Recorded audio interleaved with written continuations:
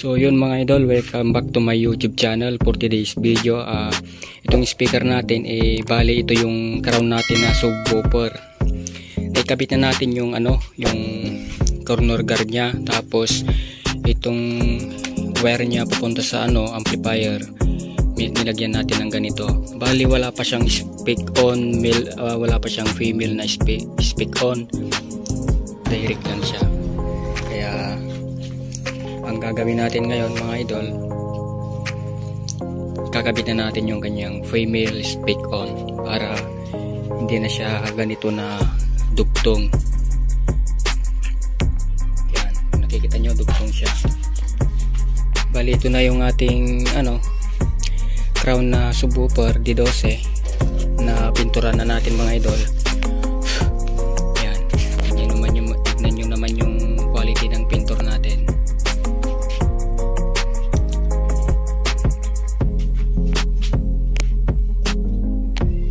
So yan mga idol, so update ko na lang kayo mga idol pag naikabit na natin yung female speak on, para tapos sound check natin ng battle mix.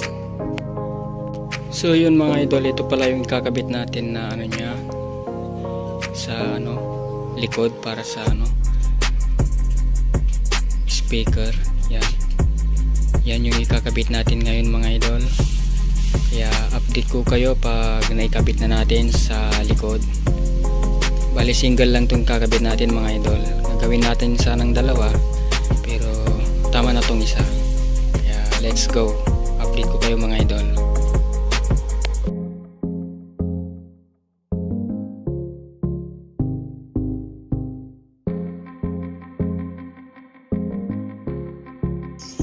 So bali yan mga idol.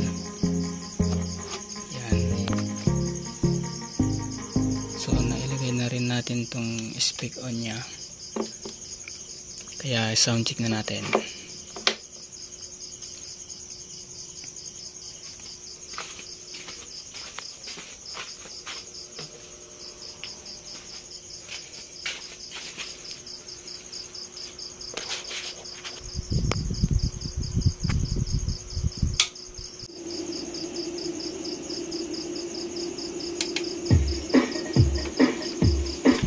So yun mga idol, sa sound check na natin siya, pero hindi natin lalakasan kasi gabi na.